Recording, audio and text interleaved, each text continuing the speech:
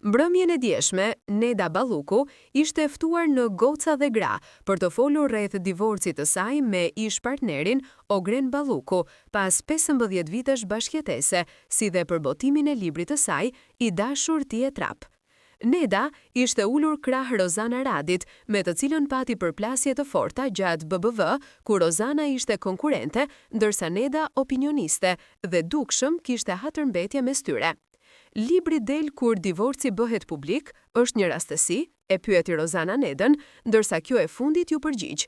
Nga ty e pres këtë pyetje, por sigurisht që është tërësisht rastësi, sepse nuk bëhen shaka me gjërat e jetës. Unë di ta ndaj shumë mirë punën time publike dhe situatat e mia familjare.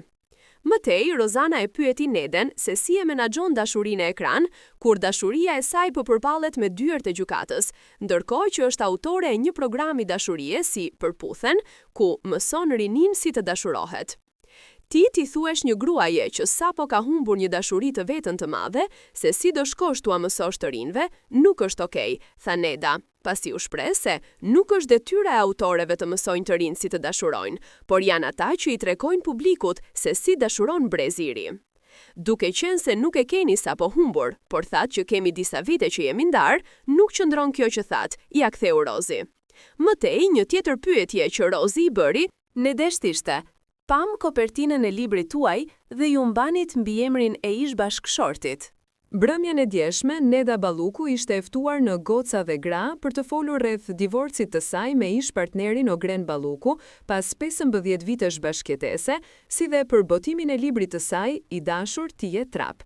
Neda ishte ulur krah Rozana Radit, me të cilën pati përplasje të forta gjatë BBV, ku Rozana ishte konkurrente, ndërsa Neda opinioniste, dhe dukshëm kishte hatërmbetje mes tyre. Libri del kur divorci bëhet publik, është një rastësi, e pyeti Rozana Nedën, ndërsa kjo e fundit ju përgjigj. Nga ty e pres këtë pyetje, por sigurisht që është tërësisht rastësi, sepse nuk bëhen shaka me qërat e jetës. Do vazhdoni ta mbani mbi emrin e tij? Unë mendoj që është një linjë shumë e hollë ndërmjet të ndarit biseda shumë të rëndësishme dhe llafe grash. Edhe pyetja jote që sapo bëre është pak llafe grash, tha Neda duke qeshur në mënyrë ironike.